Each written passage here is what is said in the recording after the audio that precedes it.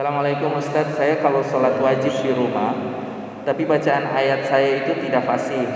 Sahkah sholat saya Ustadz? Dan apa hukum sholat sambil membaca Al-Quran? Syukran jazakallah khair. Iya. Alhamdulillah, salatu wassalamu ala Rasulillah wa ba'd. Para pemirsa sekalian, saya mulai dari pertanyaan yang kedua. Apa hukum sholat sambil membaca mushaf Al-Quran? Para ulama kita tentu akan terjadi perbedaan pendapat dalam persoalan-persoalan seperti ini, ya, apalagi jika itu adalah sholat wajib. Sholat wajib para ulama kita berbeda pendapat juga, dan pendapat yang paling kuat jika itu sholat wajib adalah tidak boleh kita sholat dalam keadaan memegang mushaf Al-Quran.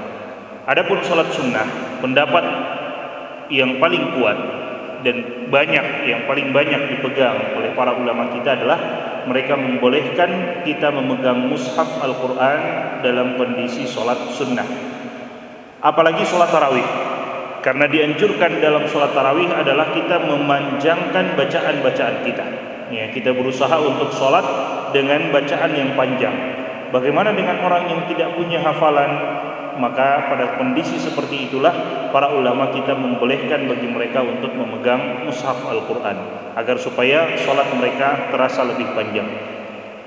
Maka pendapat yang kami pilih insyaallah, dan ini disebutkan oleh kebanyakan para ulama kita, boleh kita memegang mushaf Al-Quran pada saat kita ingin sholat tarawih, ya, untuk imam.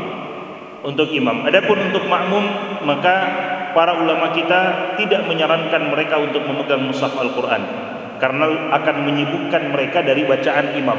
Mereka akan sibuk dengan membuka lembaran-lembaran dan seterusnya daripada bacaan imam.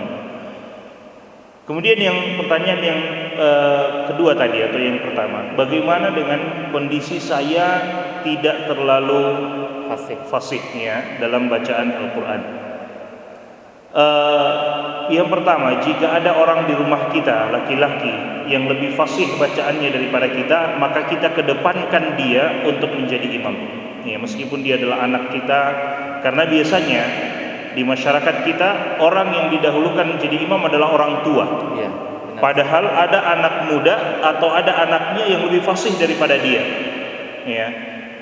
Dalam syariat, orang tua itu adalah poin yang belakangan untuk menjadi imam. Yang paling pertama menjadi imam adalah yang paling fasih bacaannya, aqra'uhum li kitabillah, ya.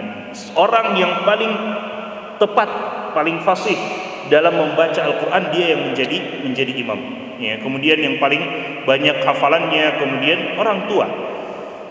Maka kalau ada anak muda atau anak kita di rumah, ya, yang lebih fasih bacaannya karena mungkin sudah pernah belajar di pondok dan sebagainya, maka dia dikedepankan untuk menjadi imam. Tapi kalau kita yang hanya kita laki-laki yang ada di rumah dan bacaan kita juga tidak terlalu fasih, maka tidak masalah, kita tetap menjadi imam. Yang paling penting adalah perbaiki bacaan surat Al-Fatihah kita, ya, perbaiki bacaan surat Al-Fatihah kita, karena itu adalah rukun di dalam sholat. Adapun surat-surat yang datang setelahnya, maka berusaha membaca sesuai dengan apa yang diinginkan oleh Allah Subhanahu wa taala, ya. Caranya adalah kita baca terlebih dahulu di siang hari sebelum kita nanti jadi imam di malam hari. Kita baca di siang hari sambil kita dengarkan mungkin murattal Al-Qur'an, ya, sambil kita dengar, sambil kita perhatikan di Al-Qur'an, supaya kita ketika membacanya di malam hari membacanya sesuai dengan apa yang kita dengarkan.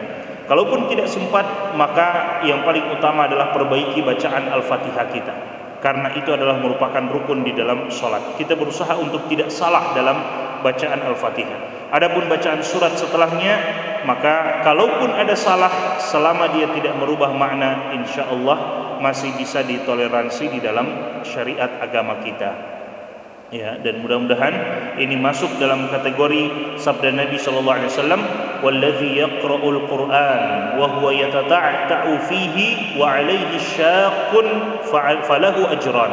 Kata Nabi sallallahu alaihi wasallam, dan orang yang membaca Al-Qur'an wa huwa yatata'u fihi, dan dia terbata-bata dalam bacaannya, ya, masih terputus-putus bacaannya, terbata-bata dia dalam bacaannya, wa huwa 'alaihi syaqq, dan dia punya kesulitan membaca karena belum terlalu fasih, dia sangat sulit membaca.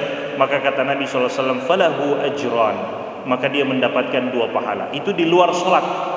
Mudah-mudahan hadis ini bisa dibawakan di dalam sholat ketika dia terbata-bata juga mengimami keluarganya di dalam sholat. Ala kulli hal, jangan pernah merasa cukup dengan keadaan kita sekarang terhadap Al-Quran. Selalu perbaiki bacaan kita, selalu perbaiki kualitas hafalan kita, kualitas bacaan kita terhadap Al-Quran. Saran atau nasihat dari Syekh Muhammad bin Muhammad Mukhtar Syinqiti, jangan pernah merasa cukup dan merasa ridha dengan apa yang kita punya sekarang dari Al-Quran, apakah itu dari hafalan atau bacaan kita, kualitas bacaan dan sebagainya. Wallahu ta'ala a'lam.